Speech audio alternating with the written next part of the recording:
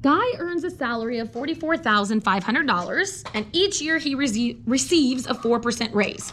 So this is where we want to use our exponential growth and decay formula.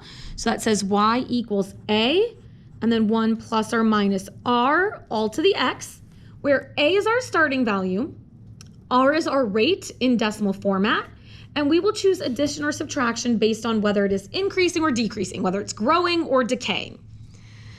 Okay, so if we fill this in, we'll say y equals, our starting value is $44,500, and he's receiving a raise. So that means our value is going up, which means we want to use the addition sign. We want our percent in decimal format, so that'll be 0.04 all to the x. So this option would be fine, but if we add those two numbers together, we would also get this.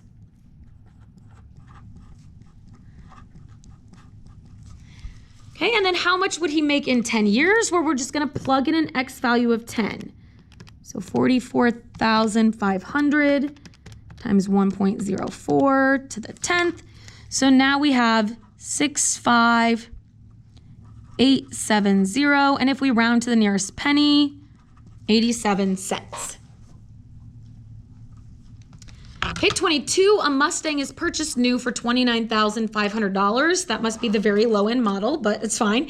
Each year, the price depreciates by 7%. So depreciate means the price is going down. Write an equation to represent this information. So again, y equals, our a value is the starting value, 29,500, 1, and now the value is going down, so we need to subtract. 7% is a decimal, is 0.07 to the x. So we also could have those subtracted, which would be 0.93 all to the x. These are equations, so make sure you have equal signs. Okay, so we have 29,500 times 0.93, and it wants it in 7 years. 17750, and if we go to the nearest penny, that will be 18 cents when we round it. Okay, our next chunk here is asking us to decide if this is linear, quadratic, or exponential. So when we're looking at tables, right, we're looking to see what pattern is happening with those values. So when I look at these numbers on the first table, I see that these values are each being multiplied by 4, right? 1 times 4 times 4. If it's happening through multiplication, that means that it is exponential. Okay, 24, I don't see something happening with multiplication right off my head, so let's check addition. So let's see, I see from 14 to 17, I'm adding 3. 17 to 20, I'm adding 3 each time. When it's through addition and subtraction, that means it is linear. 25, I do not see anything happening through multiplication. So from 4 to 3, I'm subtracting 1. 3 to 4, I'm adding 1, so it's not linear. Adding 3. So let's check our next row. From -1 to 1, I'm adding 2. 1 to 3, I'm adding 2. Oh, and there it is, right? It matches on the second row. So when it matches on the second time, it's quadratic.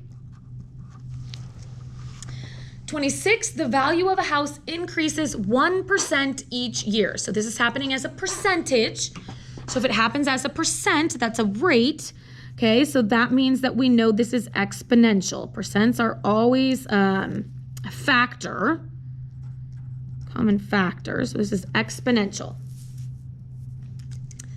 27 is giving us a situation and says that Jordan answers by saying -0.125 seconds and 2.5 seconds. And we then want to talk about what's wrong with Jordan's answer and why.